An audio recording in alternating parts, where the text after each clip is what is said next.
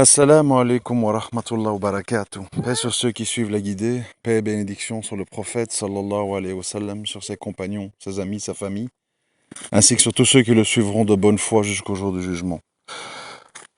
Je voulais vous faire une petite mise en garde. J'aime pas trop les mises en garde, mais parce que bon, il y a des choses qui me remontent, que j'entends et je me dis, vous savez, un discours peut être très convaincant, même s'il est très faux ou incomplet.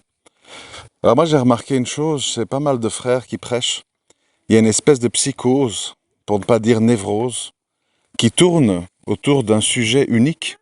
Quand on parle du fait qu'on ne doit pas rester habité ici, qu'il faut faire la hijra, etc., etc. Ça tourne sans arrêt en fait autour de la femme, les hijabs, les femmes, les femmes, les femmes, les femmes. Bon, je trouve personnellement que c'est un peu réducteur quand on parle d'islam, que ça tourne autour des femmes. Surtout que bon, il y a beaucoup de frères, ils sortent le minimum, ils évitent les programmes télé à problème, qui habitent la campagne, qui ne voient que des vaches et des arbres et très peu de femmes. Donc, c'est pas ça le problème. C'est pas ça le problème. Et des gens peuvent très bien adopter un style de vie où justement ce problème il est plus ou moins réglé, sans spécialement quitter les lieux. Donc, je trouve que ces frères, ils ont tort de tout le temps parler les femmes, les LGBT, les femmes, les LGBT, les voiles, les voiles, les voiles.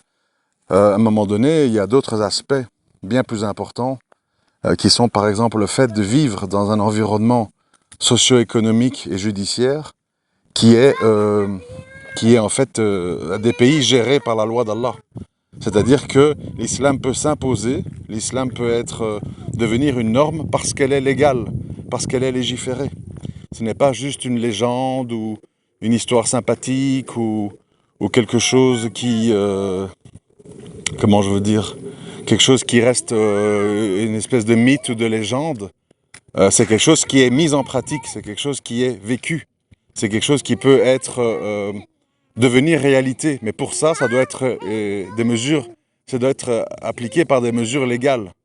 Sinon, malheureusement, les gens, au gré de leur passion, eh bien, ils peuvent désobéir. Voilà, moi, je ne suis pas d'accord avec le système judiciaire islamique. Moi, je fais les crimes d'honneur, je tue ma fille ou je ne sais pas qui, ma sœur, parce que si, parce que ça. Et on te dira, ben, ton islam, là, j'en veux plus, quoi. Je veux bien ne pas boire d'alcool, je veux bien prier, mais moi, je fais les crimes d'honneur. Tu vois? Si l'islam n'est pas légal, eh bien, tu ne peux pas l'imposer. Et les gens vont très vite retourner à leurs passions, à leurs coutumes, à leurs habitudes.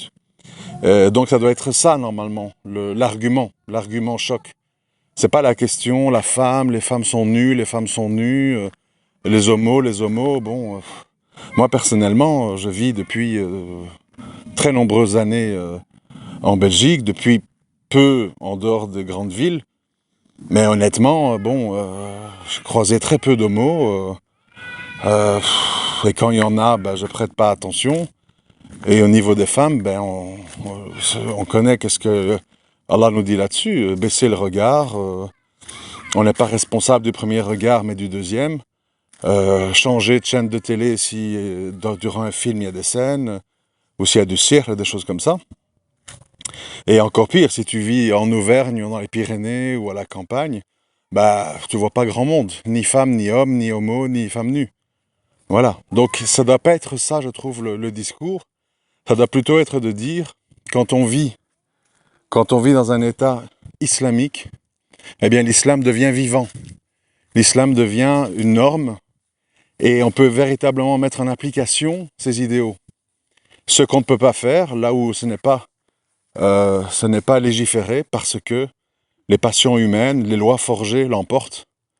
Et l'islam devient un vieux mythe, une vieille légende, un Coran qu'on récite lors de concours de récitation, et il n'y a pas de mise en application. Et donc je déplore personnellement, et je voudrais que vous ne tombiez pas dans le panneau, cet acharnement en fait à voir tout sous le prisme de la pudeur des femmes. L'islam, c'est bien d'autres choses, c'est la justice sociale, c'est l'équité, c'est la fraternité, c'est l'aide aux pauvres, donner son droit aux faibles, aux orphelins, aux esclaves, aux animaux. c'est bien plus que ça. Ce n'est pas qu'une histoire de femmes. Et c'est là où on comprend justement la suite. C'est que bon nombre de pays labellisés musulmans ne sont pas justes, ne sont pas équitables, ne donnent pas leurs droits aux faibles, ne donnent pas leurs droits aux animaux, sont sales, sont pleins de bakshish, de sirf, de désobéissance et de choses qui déplaisent à Allah. Et c'est pour ça que je dis, dans le cadre d'une hijra religieuse, ce ne sont pas des bonnes destinations, même si toutes les femmes sont couvertes.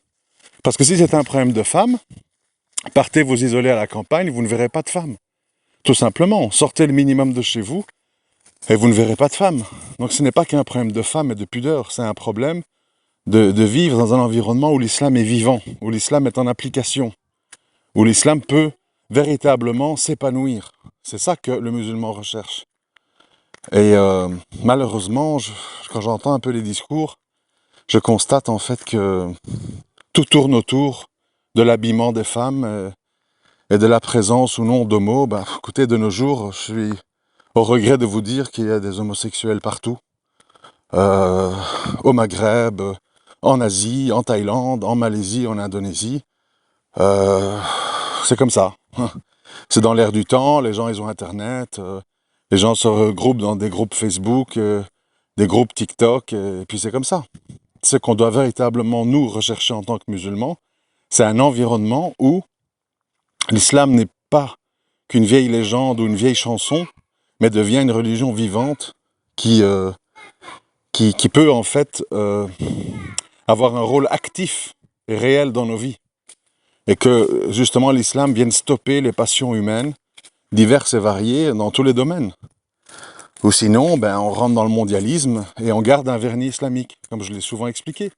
Oui, les mosquées sont pleines, oui, on apprend l'arabe, oui, les femmes ont le hijab, mais c'est les crédits à intérêt, c'est les banques du riba, c'est le shirk, c'est l'islam qui n'est pas appliqué dans son côté judiciaire, c'est le féminisme, c'est plein de choses. C'est plein de choses. Enfin voilà, je voulais juste faire ce petit rappel parce que je juge que c'est utile. Assalamu alaikum wa rahmatullahi wa barakatuh.